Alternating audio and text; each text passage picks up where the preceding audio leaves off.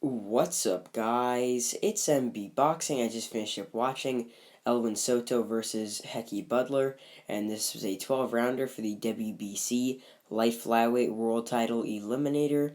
And this fight was Saturday, June 25th, from the Palenque Fex in Mexicali, Mexico. And this fight was broadcasted on ESPN Plus and the ESPN app.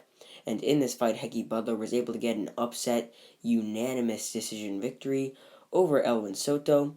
So I personally scored this bout 115 to 112 in favor of Hekkie Budler. The three judges all scored this bout 114 to 113 in favor of Budler. So this fight was very, very interesting. So Budler came into this fight as a plus 400 underdog, so he pulled off a very, very nice upset, and he sort of revived his career a bit since his loss to Hiroto Kayaguchi. So this was a very, very good win for Budler, and a very solid performance as well. So just to break this fight down, earlier on, like in the first half of the fight, it looked like it was sort of more in favor of Soto, even though after the first half it was close in the scorecards.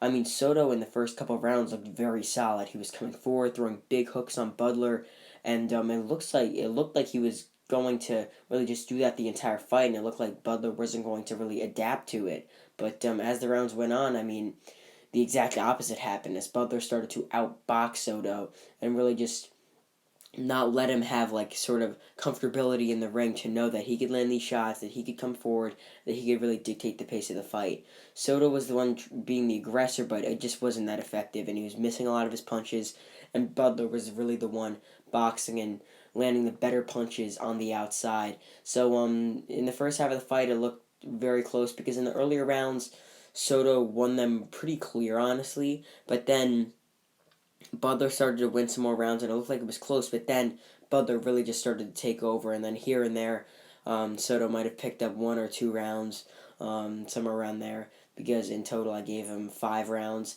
You could have even given him 4, but the judges gave him 6. So I mean, as you heard, I mean, my scorecard was a bit obviously different than a regular scorecard with no knockdowns or points, whatever, and the judges as well, because the judges had Budler winning by 1 point, and I mean, this is really the decider of the fight. In the 12th round, Hekkie Budler landed a 1-2 combination on the head of Elwin Soto that sent him down to the canvas. It was a 1-2 from the outside. Soto touched down to the canvas. It was a very nice combination from Budler, and it was counted as a knockdown, as it should have been. And that was really the decider of this fight. I mean, if not, I mean, who knows? They could have gave that rest of that round, if there was no knockdown to Soto, could have been 115, 113 Soto on the judges' scorecards. It could have been a draw. I mean, who knows? I mean, it really could have been in favor of Soto, or could have been a draw. I mean, that's how pivotal that knockdown was. I mean, with that knockdown, I don't really think the judges would have given Hekkie Budler the decision, if I'm going to be 100% honest. But because of that knockdown, it gives him an automatic 2-point round, obviously the 10-8. So, yeah, very, very big round, very, very big win for Hekkie Budler, and that goes into the question, what is next for him?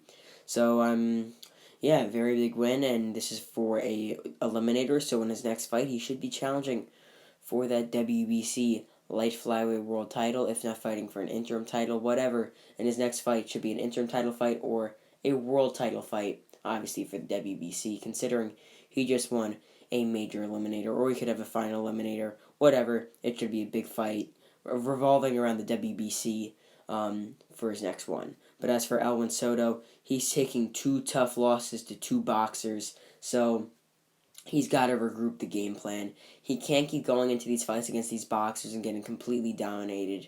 I mean, I know he obviously didn't lose wide in either fights against either Jonathan Gonzalez or Hekkie Budler, but he just gets really just dominated as the rounds go on. Like early on, he has some success, then the boxer figures out his style and just completely outboxes him.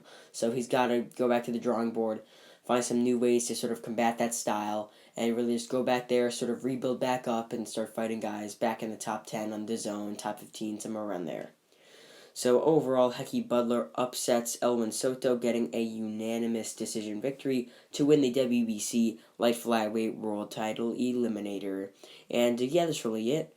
I'm MB Boxing. Thanks for watching, and I'll see you guys later.